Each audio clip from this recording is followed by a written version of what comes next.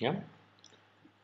Hola, buenas tardes. Soy Andrés Baliser y, como sabéis, este es el curso de regeneración sostenible de centros urbanos dentro de la serie de cursos que está ofreciendo Urban Social Design Experience. Como sabéis, estamos todos los jueves de 7 a 8 online y el tema que vamos a ver hoy dentro de este curso sobre regeneración de centros urbanos sería un poco el centro urbano entre el parque temático y la ciudad habitable.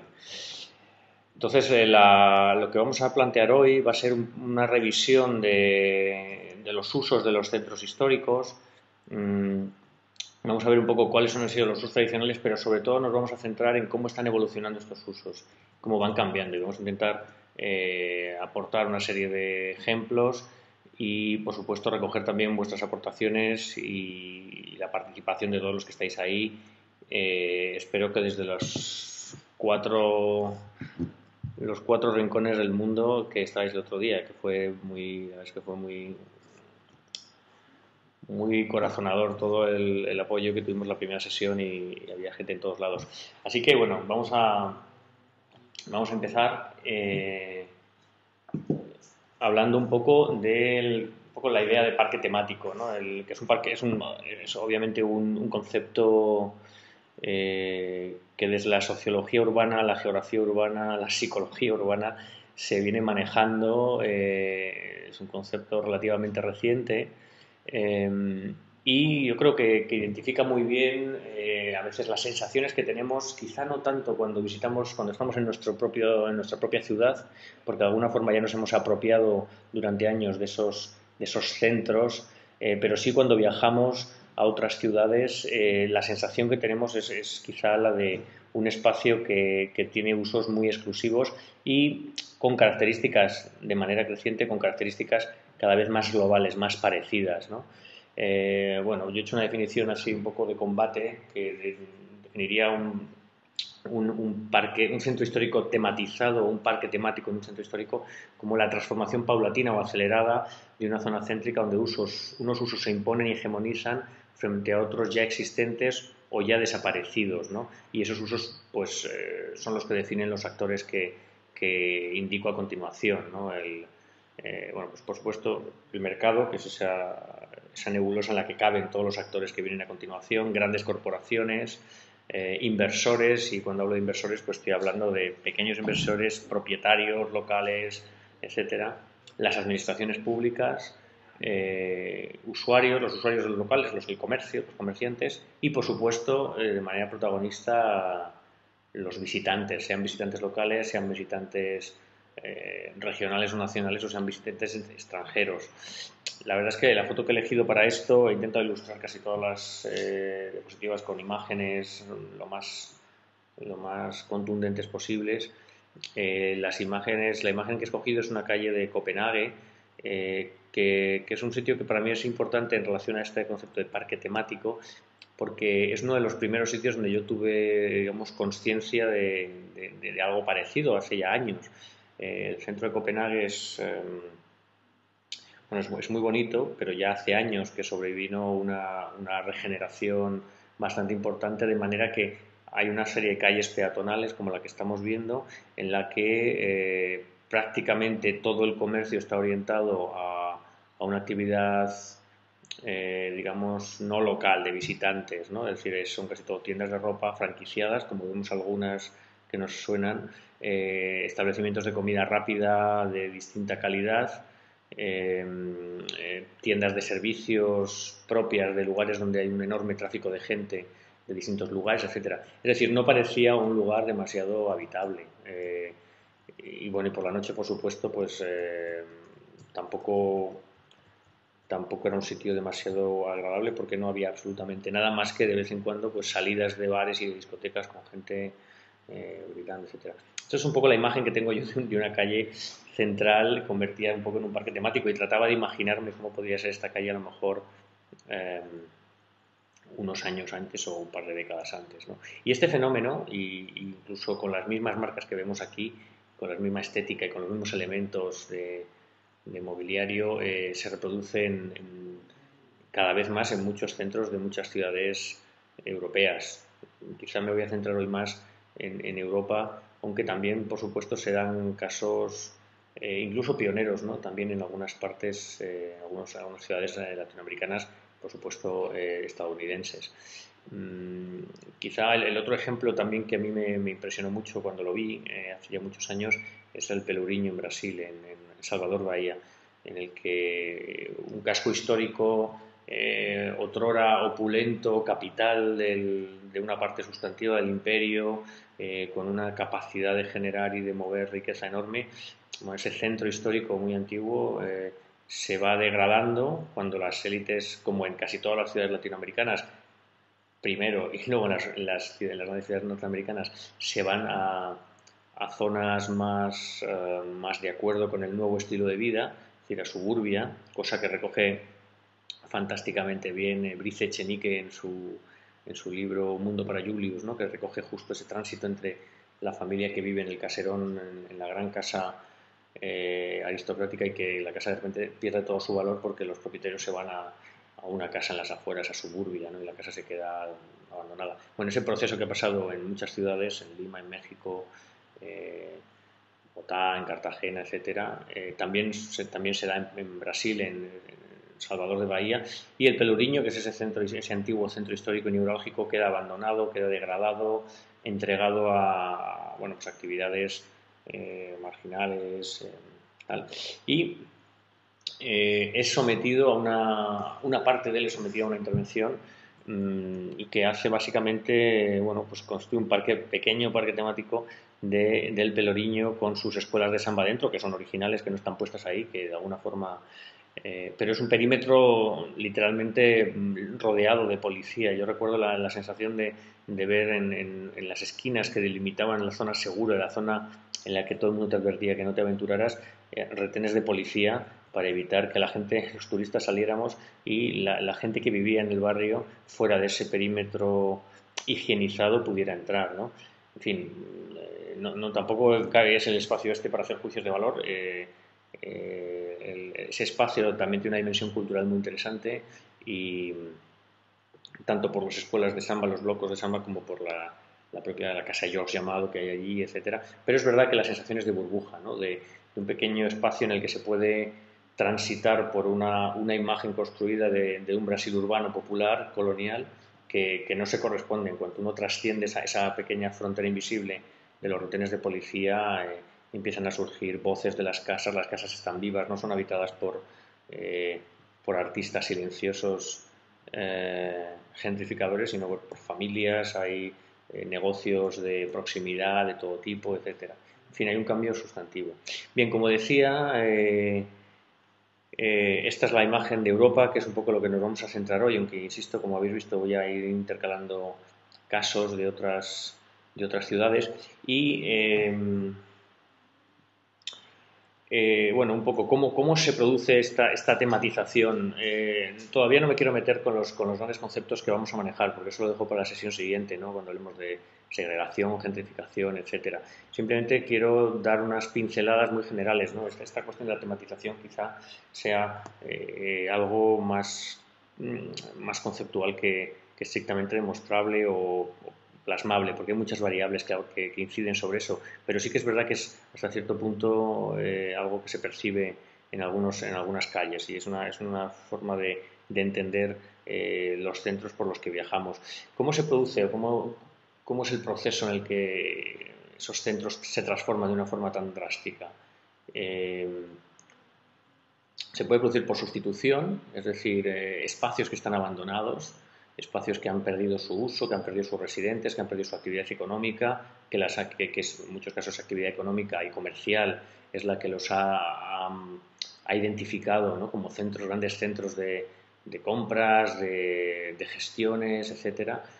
Bueno, eso simplemente ha desaparecido, y simplemente con que os vayáis a cualquier blog que hable de la ciudad de Detroit, en el que hay muchísimas fotografías y en el que hay una documentación extensa de lo que es una ciudad muerta. Detroit es el gran cadáver de una ciudad que ha sido opulenta y que ahora mismo es bueno, una carcasa, ¿no? Bueno, probablemente Detroit será un lugar muy interesante donde percibir todo este fenómeno de transformación de un centro muerto. Esa sería sustitución. Por supuesto también hay una fase o una modalidad no elimina la otra. Luego hay procesos claros de expulsión, como veremos mediante distintas técnicas, moving, simplemente sin renovar los alquileres, etcétera.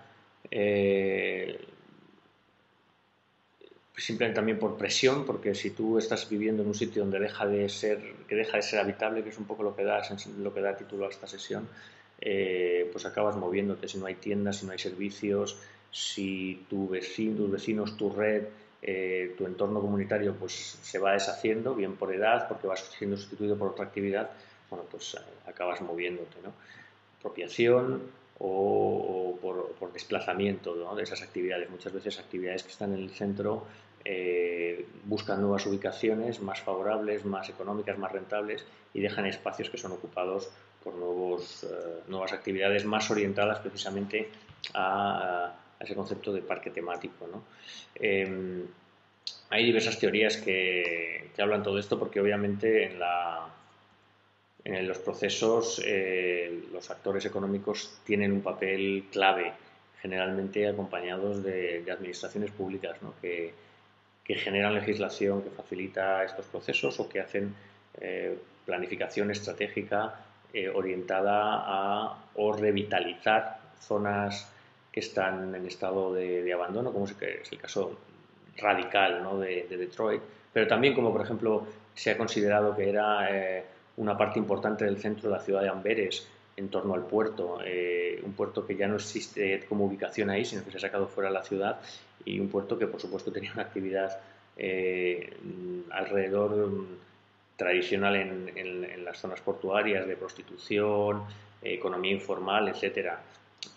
Bueno, pues en los 80, una parte sustantiva, incluso antes, una parte sustantiva de ese antiguo barrio, incluso con edificios históricos de enorme relevancia, son demolidos. Era también la época en la que las grandes demoliciones de los centros se utilizaban para revitalizar o para regenerar o para reinventar, y la nueva construcción lo que ya nos pone es una especie de reinvención, una reinvención, una recreación de un centro histórico antiguo, pero muy enfocado, es casi exclusivamente enfocado a la actividad comercial. Es muy interesante comprobar lo que todavía queda de Amberes antiguo en torno al puerto, y compararlo con las calles que ya fueron regeneradas, y bueno, ver un poco cómo era y cómo es y será ese centro, ¿no?, una ciudad, por otro lado, fascinante. Bien, ¿cuáles son los usos tradicionales del centro histórico? Es verdad que los centros históricos tienen, cuando hablamos de tematización, realmente no es un fenómeno nuevo. Los centros históricos tienen una enorme carga sobre ellos, ¿no? Sobre todo a medida que la ciudad crece y que ese centro se convierte en un referente no solo espacial o urbano, sino un referente simbólico, un referente identitario, un referente incluso a nivel nacional. En muchos países, determinados espacios de los centros históricos de sus ciudades más importantes tienen un carácter con el que muchos ciudadanos se identifican a niveles que va desde lo religioso hasta lo patriótico, en fin, pasando por cualquier tipo de simbología, lo deportivo, etcétera, ¿no? Precisamente ese es uno de los temas que vamos a abordar. Estos son los 5 temas que vamos a ir desgranando con ejemplos y con detalle a lo largo de esta sesión, ¿no? ¿Cuáles son esos usos tradicionales del centro histórico y sobre todo cómo cambian? Vamos a enfocarnos más en cómo cambian. Los usos que he seleccionado, que me han parecido más importantes, son los usos representativos o simbólicos, los usos institucionales, los usos turísticos, por supuesto, turísticos y de ocio, los residenciales y los comerciales. Todos ellos han existido prácticamente siempre, quizá menos los turísticos. Simplemente basta con mirar las fotos de la Puerta del Sol en los años 30, cuando la República fue proclamada, la primera y segunda República fue proclamada en España, y aquello se convirtió en un hervidero automáticamente de gente que se concentró espontáneamente en el espacio, en el gran espacio público que era Sol en relación al centro. Luego, por supuesto, usos institucionales, turísticos, residenciales y comerciales, como vamos a ver. Me comenta mi compañero que os recuerde que el Experience Kit, es decir, esta bibliografía con distintos materiales que estamos construyendo, es un documento que está en evolución. Hemos ya colgado algunos textos y vamos a ir mirando un poco también vuestros intereses, vuestras inquietudes, vuestro entorno profesional, vuestro conocimiento, etcétera, para poder adaptarlo a vuestras necesidades de la mejor manera posible. También quería recordaros, aunque esto también lo diré al final, que durante las 2 próximas semanas ya podremos empezar a hacer las sesiones de tutoría para aquellos que se han inscrito en el curso en la modalidad de consultoría. Es decir, yo voy a hacer unas tutorías de media hora cada 15 días en las fechas que vayamos fijando. Yo de momento estas 2 semanas, por cuestiones profesionales, voy a estar fuera de mi casa y voy a invitaros a que nos encontremos los lunes y los martes de 5 a 7. Yo estaré en Barcelona, pero bueno, no habrá ningún problema, se hará por Skype y mis compañeros nos van a ayudar a gestionar un poco toda la logística de ese encuentro. Bueno, ¿cómo evolucionan estos usos? Esa es la gran pregunta sobre la que vamos a trabajar hoy. No vamos a hablar tanto de los usos, cómo han sido los usos tradicionales de la ciudad central. Para eso remito a un blog fantástico que se llama Urbanidade. No sé si lo conoces tú, Domenico.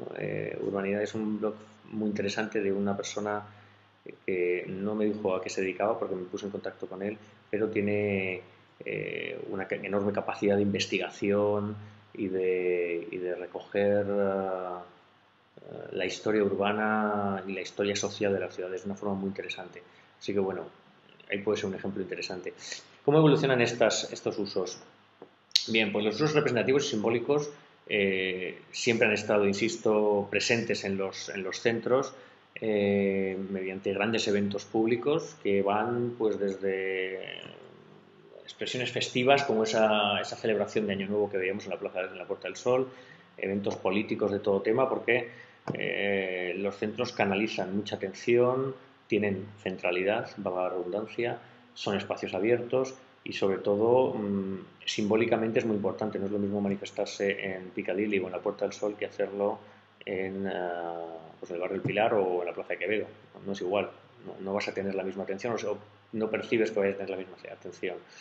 Luego, por supuesto, de forma creciente esos eventos se van convirtiendo en eventos comerciales donde se mezclan los elementos festivos, los elementos deportivos, etcétera.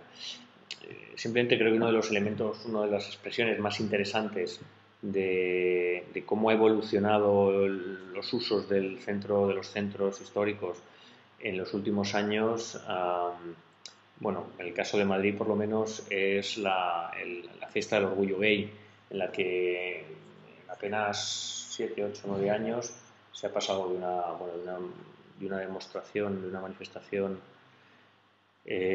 con carácter político y reivindicativo, bueno, pues una especie como de gran cabalgata comercial a la que acude gente de toda Europa con una enorme movilización de gente y con un fuerte apoyo institucional, porque supone un enorme ingreso para la ciudad y de alguna manera supone también la reafirmación o la confirmación de esa vocación que muchas ciudades, como por ejemplo también Barcelona, están tomando en relación a su lugar en el mundo, ¿no? Esa especialización en el turismo, en los servicios asociados, en el turismo de negocios, en el turismo lúdico, en el turismo especializado, etcétera, ¿no? En ese sentido, pues ciudades como Ámsterdam o Berlín tienen ya una tradición, Berlín más reciente, una tradición importante, ¿no? Esos aspectos representativos simbólicos, insisto, son muy importantes para residentes, para los vecinos de la ciudad, pero también para gente que viene de fuera, para gente que vive cerca de la ciudad, en la región, en el entorno o en el propio estado. Y por supuesto también para los turistas que con una movilidad creciente pueden consumir esos espacios simbólicos por precios muy razonables y vivir la experiencia de esa ciudad, de ese centro, ¿no? Y quizá en este sentido, pues vuelvo a mencionar, ¿no?, lugares como Ámsterdam o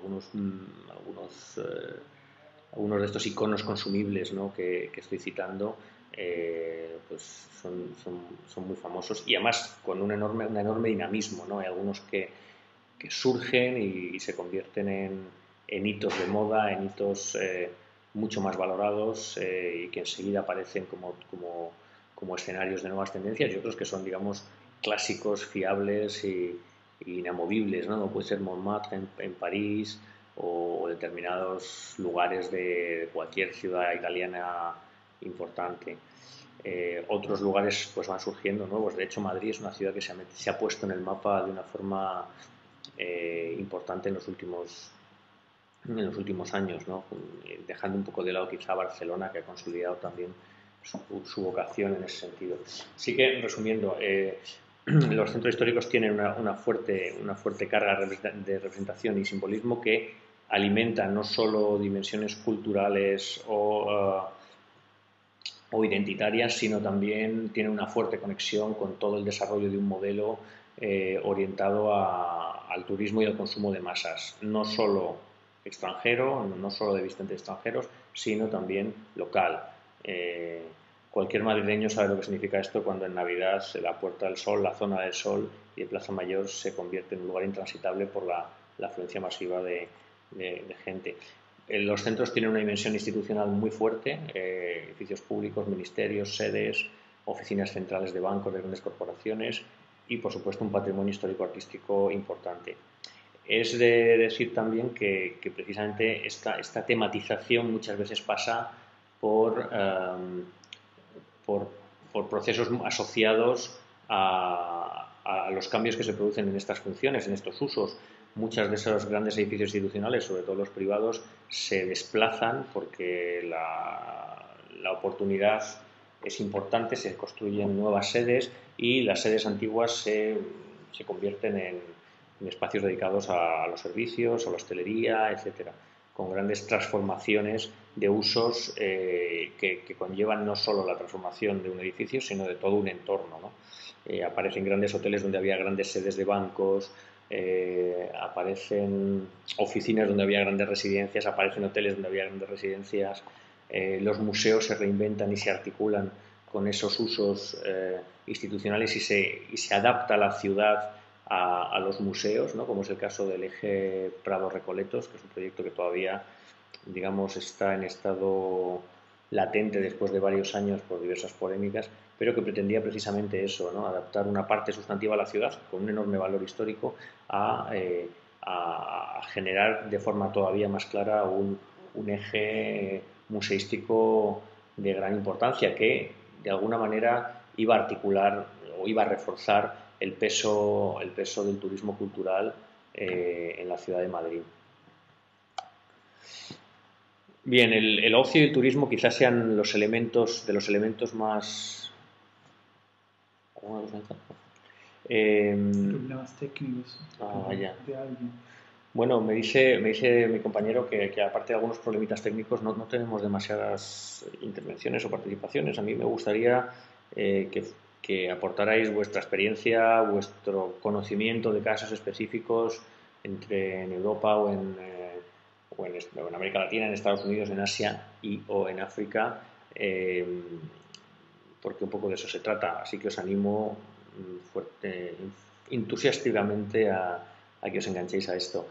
Desde el punto de vista del ocio y el turismo, pues tenemos los usos que tenemos así más claros, en clave más dinámica, pues es un incremento de la oferta de la hostelería formal, hoteles, bares, restaurantes, etcétera, ocio nocturno cultural, el rediseño de la oferta de servicios para visitantes, y esto es como el anterior y como prácticamente todo lo que está asociado a este sector, es un motor de crecimiento económico muy fuerte, y ese suele ser un poco porque eso, como hablamos al principio, es uno de los ejes que generan estas transformaciones en los centros. Los centros pasan a considerarse como enormes generadores de riqueza, ¿no?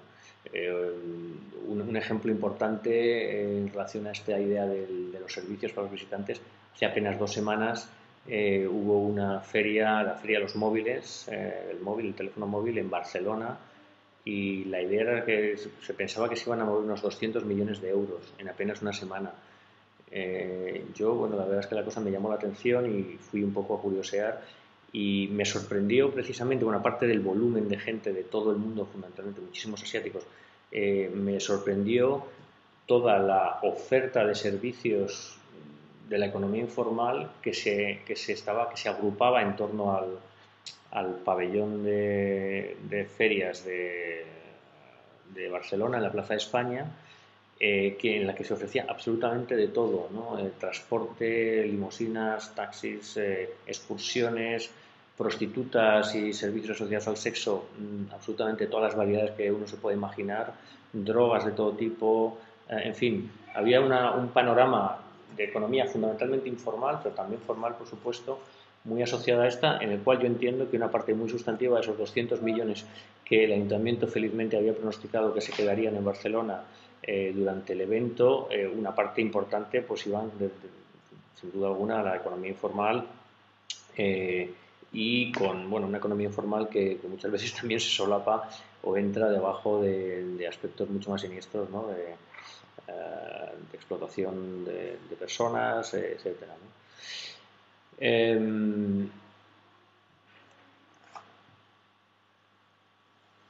Sí, aquí hay un input de espacio elevado al público, que es muy interesante y que un poco retoma esa idea que hablábamos muy al principio cuando hablábamos del Peluriño, ¿no? Que se dice, bueno, aquí en Sevilla hay una gran cantidad de turismo que existe y una clara diferencia entre los barrios turísticos y los menos.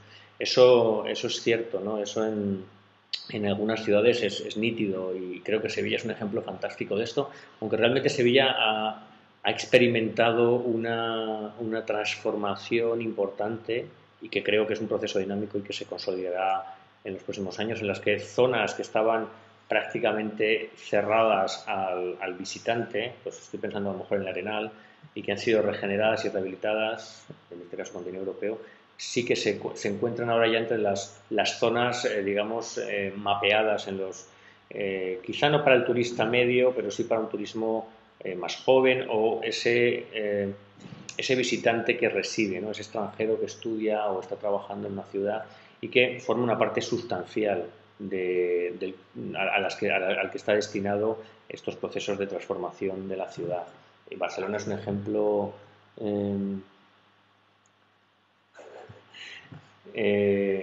Barcelona también es un ejemplo muy interesante de esto, ¿no? En la que la propia marca Barcelona, esto está asociado, cuando hablamos de tematización de centros urbanos, está muy asociado también a ese concepto de marca, que es el producto final de un proceso que se llama el marketing urbano, ¿no? Entonces, en Barcelona, la marca de Barcelona, uno de los aspectos de la marca de Barcelona es un incesante ir y venir de extranjeros jóvenes, profesionales, de clases medias, que habitan temporalmente en el centro y de alguna forma comparten o ansían esa idea de esa experiencia de centro de la que voy a hablar ahora, ¿no? Y que muchas veces, y eso es uno de los motores, como veremos la semana que viene, es uno de los motores de la gentrificación, ¿no? Es algo que hemos hecho muchos de nosotros, el vivir en un centro histórico, en Madrid, Barcelona, Sevilla, otras ciudades, porque eso que nos motiva, que nos hace buscar y encontrar experiencias nuevas, porque estas tramas urbanas tienen esas características, por eso son atractivas, ¿no? Desde el punto de vista, alguien habla también de Callao, ¿no? De la Plaza de Callao parece el Piccadilly Circus, y vamos a hablar de espacios públicos dentro de un momento. Desde el ámbito residencial, y aquí me vais a disculpar porque la foto no se me ha acabado de fijar, estoy en un problema de fijador, como con el pelo, y ya ha fallado esto. Desde el punto de vista residencial, nos hemos fijado hasta ahora, hemos estado hablando, si os fijáis, un poco a nivel de calle, hemos estado hablando sobre todo de actividad comercial, de de uso simbólico, de uso de espacios públicos, aunque vamos a volver a los espacios públicos, pero también es importante mirar hacia arriba, es decir, levantar la vista del nivel del suelo, de la calle, de todas esas tiendas franquiciadas que nos rodean y pensar, como muchas veces, probablemente muchos de nosotros pensamos, digo, bueno, ¿y aquí quién vive? ¿Quién vive en esa calle de Copenhague que hemos visto antes? ¿Quién vive bueno, pues por ejemplo, en la calle, en el Portal del Ángel en Barcelona, que por cierto es donde vivo yo ahora, pero siempre me pregunto qué actividad residencial hay ahí. Yo vivo en una callecita adyacente y la verdad es que desde el punto de vista residencial aquello parece muerto. ¿Quién vive en la calle Preciados y su entorno?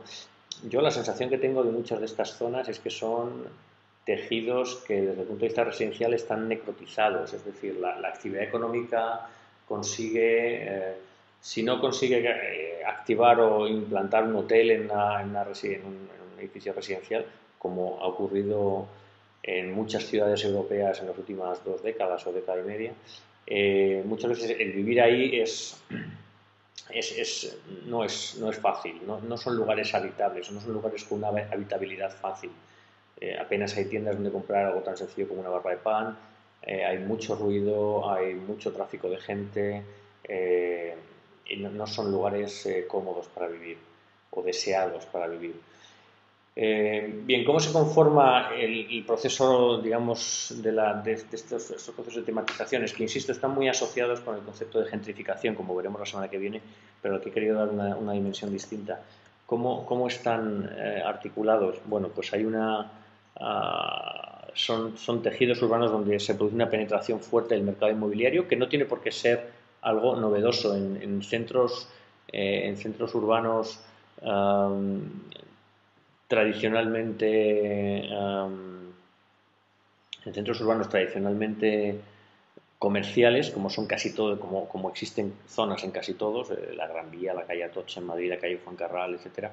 En su momento el mercado inmobiliario jugó un papel muy importante y a su vez contribuyó a consolidar esos grandes ejes comerciales alrededor de una burguesía sólida, pero con los cambios que experimentan estos mismos centros, prácticamente en casi todos sitios a partir de los años 50, 60 o 70, antes o después, su decaimiento haga que el valor del suelo caiga. Y es precisamente cuando ese valor se va redescubriendo, cuando esos centros vuelven a ser atractivos a través de distintos mecanismos que veremos en la próxima sesión, entre ellos una cosa que se llama el rent gap, ¿no? Que es la idea de un valor muy bajo sobre el que merece la pena invertir porque puede subir espectacularmente. Se producen estas penetraciones y procesos de especulación muy acelerada. Algunos de ellos, bueno, luego si queda tiempo intentaremos referirnos a un caso en Madrid muy interesante, es el de Tribal. Subidas de precios, de alquiler, de propiedad, muchas veces muy aceleradas, con el consiguiente proceso, como decíamos antes, de expulsión o de desplazamiento de residentes tradicionales, generalmente grupos de población vulnerables. Procesos de rehabilitación privada y pública. No he entrado todavía ni voy a tocar hoy, como ya haremos más adelante, la dimensión de las políticas públicas que afecta a todo esto, es decir, cómo la ciudad, una zona del centro se tematiza en relación a las políticas públicas. Eso lo veremos más adelante, pero en términos residenciales la rehabilitación privada y pública es muy importante, como estamos viendo ahora, por ejemplo, en la zona de Pezluna en Madrid y por supuesto todo el centro de Barcelona, toda la zona del Arenal de Sevilla, que se abra la Compañera, cascos históricos como el de Bilbao, por no hablar del Carmen en Valencia, etcétera. Y si nos queremos dar el salto, pues no tenemos más que pensar en la ciudad de Cartagena. La ciudad de Cartagena está haciendo una página muy curiosa, Domenico, de regeneración, sí, de lo mismo, pero en el campo. La ciudad de Cartagena en Colombia, ¿no? Se producen también cambios de uso de residencial a terciario y comercial, terciario siendo oficinas, y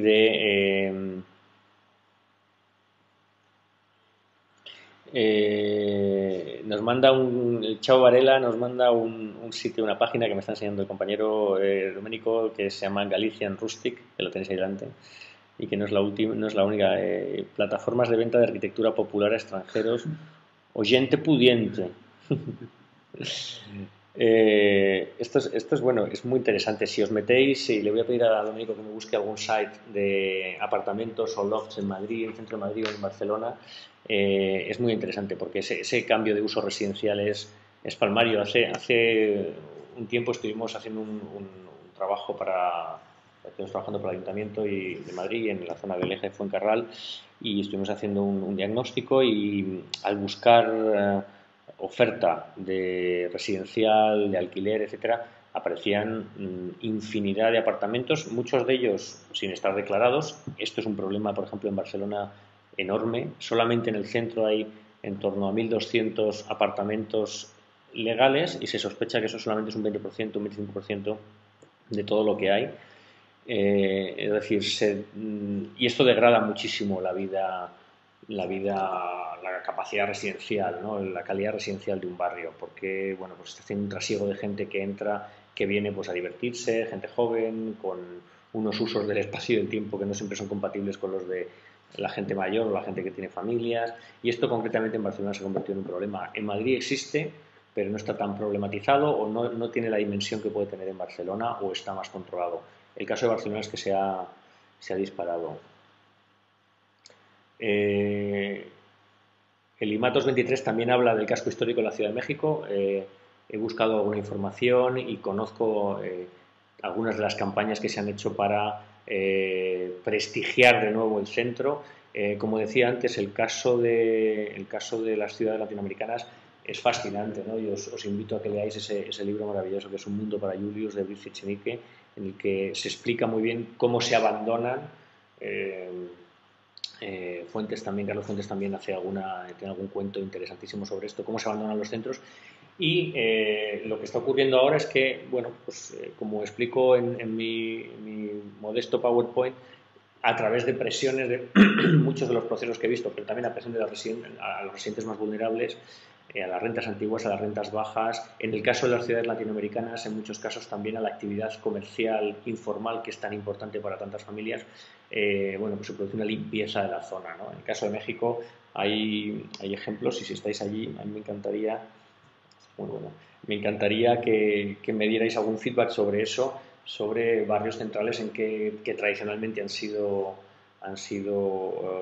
un espacio de venta ambulante y unos mercados muy frecuentados por los grupos de renta más baja, los grupos más vulnerables, y que de repente esa zona pues adquiere un peso, adquiere un valor y son literalmente limpiados de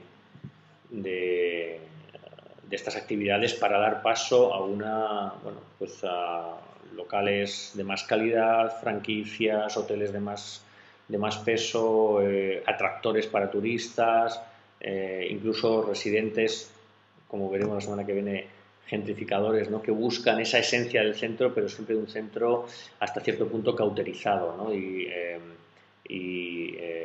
desinfectado, ¿no?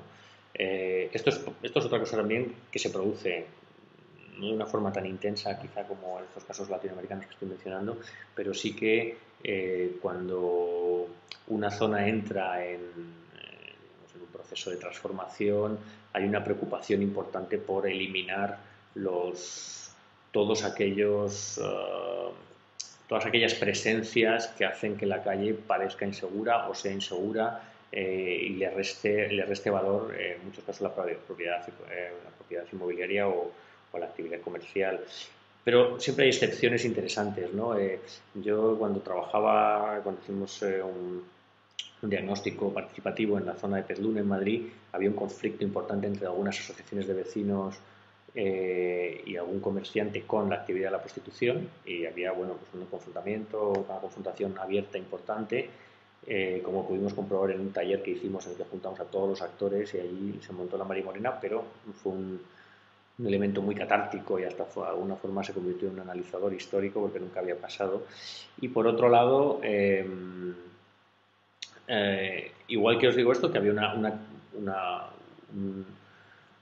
una tensión y había una serie de colectivos que querían, que deseaban que se expulsara estos colectivos. En otro caso que trabajé también en Madrid, y siento hablar tanto de Madrid, pero es que es el sitio donde más casos conozco, en la Plaza Mayor, cuando se hizo el plan especial de la Plaza Mayor, en el que también participé, bueno, pues en los soportales de la Plaza Mayor, en el que hay una serie de tiendas pues muy antiguas, tiendas muy buenas, etcétera, ahí duermen una cantidad de gente importante, a lo mejor hablo de 20 a 40 personas, y los comerciantes que justo en esa zona, pues bueno, por una serie de razones tienen un carácter especial y tienen un cierto tono, un talante bastante tolerante y comprensivo y tal, bueno, pues negociaron con esta gente y con el ayuntamiento y que ellos pudieran estar ahí. Por otro lado, era una relación simbiótica, ¿no? Unos se protegían a otros, ¿no? El amparo de los soportales también suponía, y la presencia de los sin techo, sin hogar en esos soportales delante de las tiendas cerradas suponía también un cierto grado de protección de esas tiendas, ¿no? Pero bueno, hay unas relaciones simbióticas que no siempre desaparecen. Otro elemento importante de la dimensión residencial de la transformación de los centros es esa polarización residencial, una convivencia de la infravivienda con la vivienda nueva y rehabilitada, como eso se puede vivir en muchísimos centros históricos, ¿no?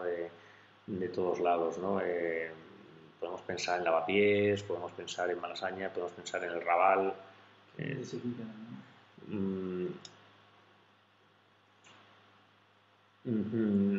Espacio elevado al público nos vuelve a mencionar Sevilla. A mí me interesaría que nos dijeras un poco cómo está el Arenal, porque yo sé que era un barrio originalmente en el 16, un espacio, el Arenal no, disculpa, la Alameda, la Alameda, discúlpame, un espacio un escaparate, un salón, uno de los primeros espacios públicos en Europa, que luego se degrada, que luego llega un proyecto urban, que se rehabilita, y que ahora, bueno, desde mi percepción humilde y ignorante, me parece que el espacio público que se ha construido allí es tirando a feo, pero sí que la zona se ha metido en el mapa y de alguna forma supongo que está experimentando también un proceso con todas estas tensiones, ¿no? Esto, por supuesto, tiene cosas buenas, cosas malas.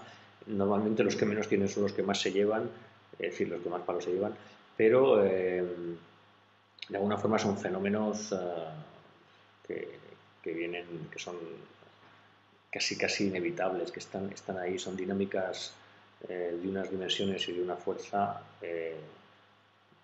muy complicadas de evitar, y nada más no creo que sea deseable evitarlas, sino que sí que es importante que las zonas en las que la calidad de vida o la degradación forma parte de un problema se regeneren, pero bueno, como decía el título de esta sesión, se regeneren hacia una ciudad habitable, no hacia una ciudad excluyente. Eso lo vamos a ir viendo, no me quiero concentrar hoy en esto porque el tiempo es poco, pero lo vamos a ir viendo a lo largo del viaje. El viaje del curso, que en realidad es como un viaje, como sabéis. Bien, hablaba de polarización residencial, la convivencia infravivienda con vivienda nueva y rehabilitada, y muchas veces con conflictos de convivencia, ¿no? entre unos y otros, y de una forma, aquí se produce una paradoja muy interesante que veremos también cuando hablemos de gentrificación, ¿no? Es decir, mucha gente viene a vivir a estos barrios porque le interesa esa dimensión, entre comillas, auténtica, esa dimensión bohemia, esa dimensión tradicional, pero por otro lado, una cosa es que te atraiga y que tenga cierta gracia, pero siempre hasta cierto punto, porque la convivencia no es fácil y a veces la convivencia cansa, ¿no? Sobre todo cuando ya te vas haciendo mayor en el mismo barrio y vas teniendo otras necesidades, otros niveles de vida, otros estilos de vida, ¿no? Y luego, bueno, como ya he mencionado, simplemente recordar la articulación que hay entre transformación residencial y comercial, ¿no? Muchas veces esta transformación comercial llega antes, yo creo que casi siempre llega antes, y se van transformando los bajos de las calles, por supuesto, con un apoyo sustantivo en muchos casos de políticas públicas que urbanizan, que regeneran, que rehabilitan, que pintan, que lucen, que dan esplendor y por supuesto que también realojan e intervienen. El balance es distinto en cada ciudad según sea cada ayuntamiento, pero obviamente son procesos complejos, procesos que tocan muchas variables y bueno, este es un poco el escenario, el propósito, perdón, de este curso y es un poco lo que vamos a ir recorriendo. Los espacios públicos, aquí os he puesto... perdona, antes de seguir, una pregunta.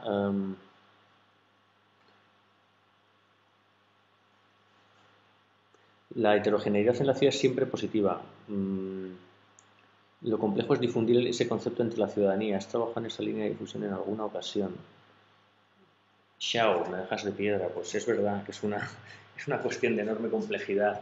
Pues así expresamente yo no sé si como tal entre la ciudadanía, pues yo te diría que a lo mejor sí que hemos tenido experiencias. Si ves la pantalla justo detrás de ese edificio alto con una ventana muy grande, redonda, que es el edificio del Palacio de la Prensa en la Plaza del Callao en Madrid, en la Gran Vía, justo detrás está la zona de Petlura, que es la placita pequeña que tienes aquí a la derecha. Bueno, pequeña, es una plaza bastante hermosa. Como ves, con edificios muy modernos, que son la trasera de la Gran Vía, con una iglesita, en fin, es una zona esa sí que es una zona heterogénea. Y ahí sí que trabajamos hace 2 o 3 años en un diagnóstico participativo que ya he mencionado, y ahí sí que hubo un trabajo importante de intentar transmitir el valor de esa heterogeneidad a diversos actores, pero sobre todo aquellos que de alguna manera tenían un interés especial en que la heterogeneidad se limitara a lo mejor a actividades comerciales o poco más y que deseaban la expulsión de colectivos vulnerables, ¿no? Y que los veían como un problema. Entonces, obviamente, ahí había colectivos de prostitutas, había colectivos de personas sin hogar, etcétera.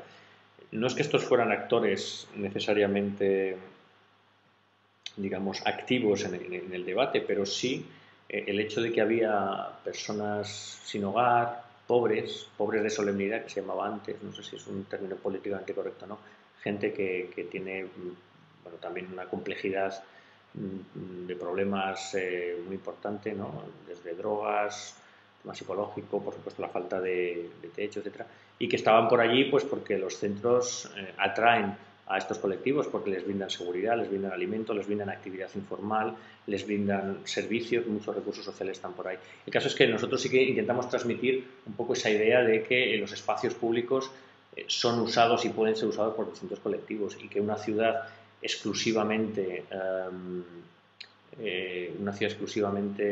un centro histórico exclusivamente enfocado a un turismo, a un tipo de residente de cierto nivel socioeconómico, etcétera, no es un centro vivo, no es un centro habitable, no es un centro sostenible, ¿no? Entendemos que un centro sostenible tiene que ser heterogéneo, tiene que ser habitable y deseable y cómodo y atractivo para la gente mayor que ha vivido ahí siempre o que vaya a vivir, cuál es más raro, para las familias que deciden instalarse allí, que tienen hijos y que quieren tener hijos ahí, que quieren que sus hijos sean felices y que vivan en un barrio del centro, lo cual pues es algo cada vez más meritorio.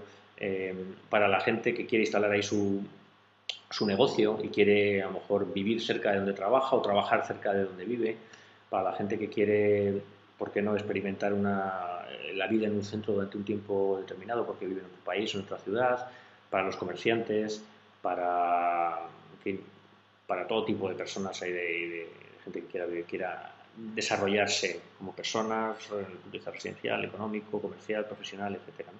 Entonces, esa sensación de heterogeneidad yo creo que la tenemos, es un discurso que aparece por todos lados, que es un discurso muy asumido por los políticos, pero y muy vendido, y en el caso de Madrid creo que es, y el caso de Barcelona por supuesto también, pero siempre con algunas restricciones, ¿no? Y vuelvo un poco a mi se hago hacer algunas preguntas, pero vuelvo un poco a la idea, al hilo que me lleva, que quiero cerrar antes de terminar, en relación a los espacios públicos. La rehabilitación de esos espacios públicos que son escasos en los centros y por eso se convierten en espacios muy valiosos, que muchas veces son olvidados o son marginados, pero esas rehabilitaciones adquieren una vocación metropolitana, ¿no? Y yo creo que no hay nada más que ver algunas de las grandes intervenciones que se han hecho en muchas de las ciudades de las que estamos hablando, y en especial de Madrid, que es a la que pertenecen estas fotos, la Plaza del Callao, que de ser un sitio con mucho tráfico, se ha convertido, pues, no sé, en un espacio enorme, abierto, muy agórico, muy de ágora, pero como viene siendo tradicional, alicatado hasta el techo en granito, con apenas media docena de bancos individuales. Un sitio en el que yo, por ejemplo, he paseado de pequeño y he visitado a gente que conocía a mi familia, que eran mayores, que vivían en la zona y donde nos íbamos a merendar, íbamos a sentarnos, etc. Un sitio de encuentro ahora se ha convertido en un sitio de paso y, por supuesto, en un sitio de eventos, porque esa subordinación de lo local a lo global, de que el espacio público pierda la referencia o pierda sentido para el barrio en el que se incrusta y gane sentido en relación a la ciudad, en relación a esa cultura de consumo de masas en la que nos movemos, pues hace que sean lugares excelentes para patrocinar eventos. Entonces acabamos teniendo espacios públicos en los que es muy difícil usarlos a diario, cotidianamente, como un espacio público, porque el riesgo de que te ases en verano es muy alto, el mobiliario urbano es muy pobre, está muy enfocado a evitar asentamientos de grupos marginales, a evitar la presencia de grupos que pueden generar una percepción de pérdida de seguridad, como son, pues, un grupo de jóvenes extranjeros, inmigrantes, por ejemplo, que esto es un clásico, ¿no? El hecho de sentarse en un banco 7 o 8 dominicanos ya hace que otras personas que han pagado por su piso X, bueno, pues ya empiezan a sentirse amenazados o no les guste, ¿no? Y eso hace que también sea importante la dimensión de la seguridad, ¿no? de la limpieza, de la marginalidad. Muchas de estas plazas se diseñan de esta forma que estáis viendo, con plazas extremadamente duras en granito, con muy poco mobiliario, y se articulan así directamente porque, bueno, porque son muy fáciles de vigilar y de limpiar, ¿no? Con un coche patrulla a determinadas horas y una maquinita de estas que da vueltas, con un escobón automático se puede limpiar, ¿no? Igualmente, como decía, bueno, toda la cuestión de la privatización de los espacios, ¿no? En el cual en la Plaza de los Cines Luna, que es esta que tenéis a la izquierda, que en realidad se llama Plaza Santa María Soledad Torres Acosta, pero es un poco más larga, es más fácil llamar Plaza de la Luna. Bueno, esto se ha convertido en un espacio gestionado por un grupo empresarial que a su vez posee unos 50-60 locales en las inmediaciones, y realmente si tú quieres hacer un evento ahí, hablas con ellos hablan con el ayuntamiento y puedes hacer lo que quieras.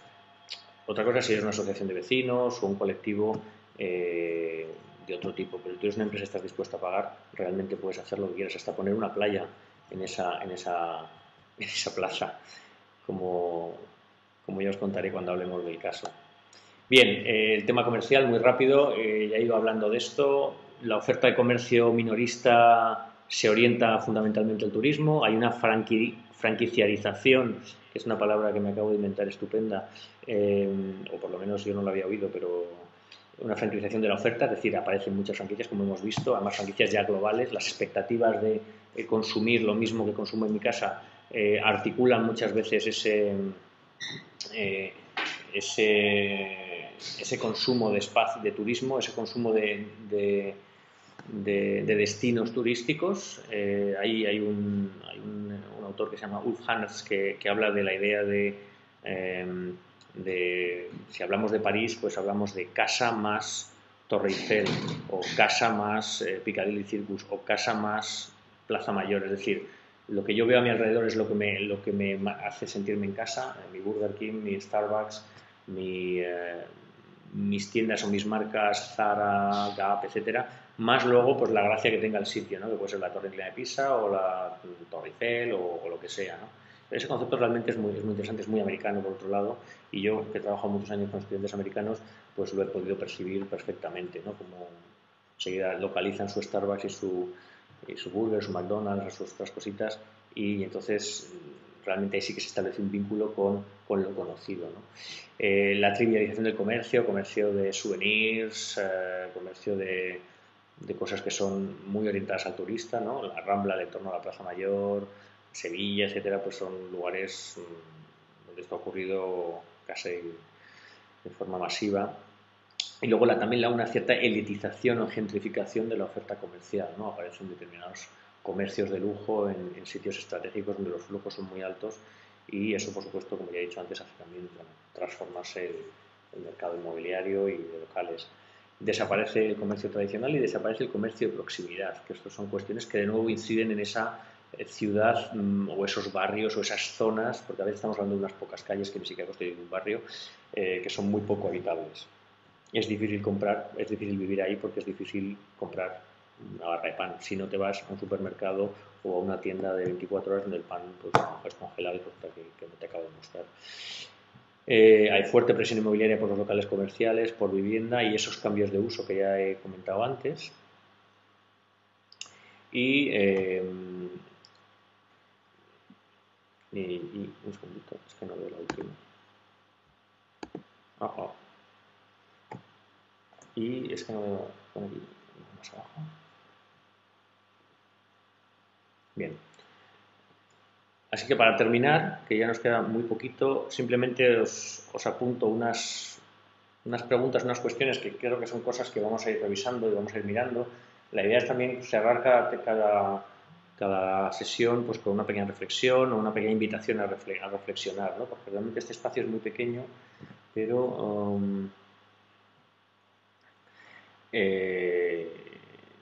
bueno, veo que también antes de cerrar con esas reflexiones hay algunas intervenciones interesantes y alguien me habla de decir, oye, pues las franquicias y los chinos son las pandemias terciarias de nuestras ciudades. Bueno, los chinos en sí... No, pero realmente sí que es interesante, eso todavía no lo hemos tocado, pero tocaremos, como un nuevo modelo de comercio, de relaciones globales, de vida en muchos casos está haciéndose muy presente en nuestras ciudades y curiosamente con diferentes formas en cada ciudad.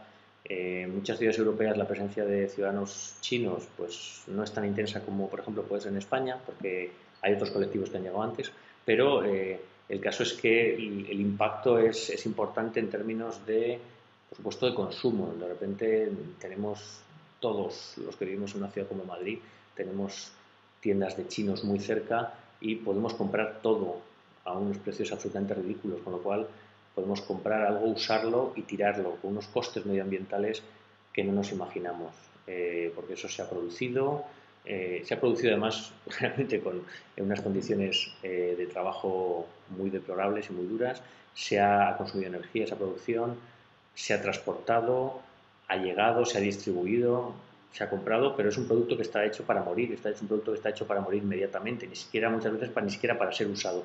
Este concepto tiene un impacto sobre nuestras ciudades y nuestra percepción de la vida en las ciudades y de la habitabilidad de las ciudades. Por no hablar, por supuesto, del impacto del capital que traen estos colectivos y que inunda, ¿no? De alguna forma el comercio de proximidad. Bueno, gente que se jubila, que vende, o gente que no se jubila pero que vende igualmente, y cambia completamente los escenarios donde podemos comprar y todo esto.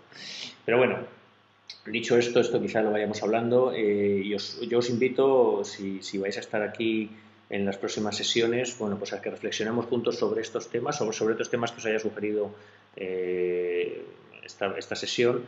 Y me gustaría que pensáramos un poco en las ideas siguientes, ¿no? ¿En qué ventajas y oportunidades aporta un modelo de centro temático o de centro habitable? Me gustaría que lo discutiéramos. Yo he hecho una visión algo crítica sobre este modelo que he llamado de centro parque temático o Disneylandización de los centros. Pero bueno, me gustaría que lo discutiéramos, que se pudieran aportar para la próxima sesión algunas en la que hablaremos de conceptos, hablaremos de gentrificación, de segregación, etcétera. Pero me gustaría que planteáramos estas cuestiones o que le diéramos una vuelta. ¿Qué estrategias se pueden articular para alcanzar este objetivo? El que un centro sea más habitable o sea un centro temático. ¿Cómo hacer compatible un centro con sus funciones representativas pero que sea habitable? ¿Cómo poder trabajar en esas dos direcciones simultáneamente? Y de hecho la pregunta de las estrategias iba aquí detrás. ¿Y qué estrategias se pueden articular para alcanzar ese objetivo?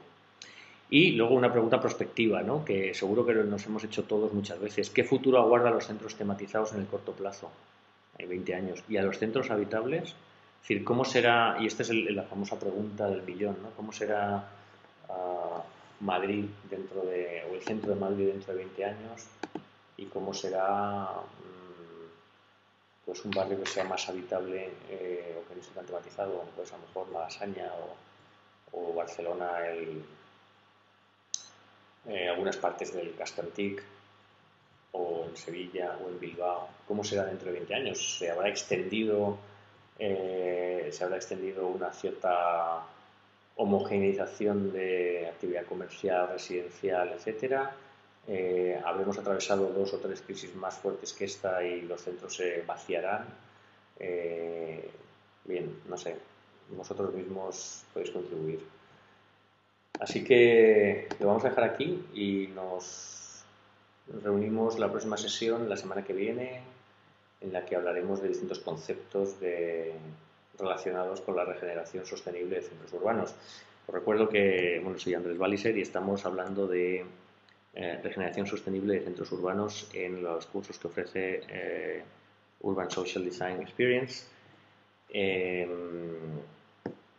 y que nos seguimos viendo los jueves de 7 a 8. Gracias.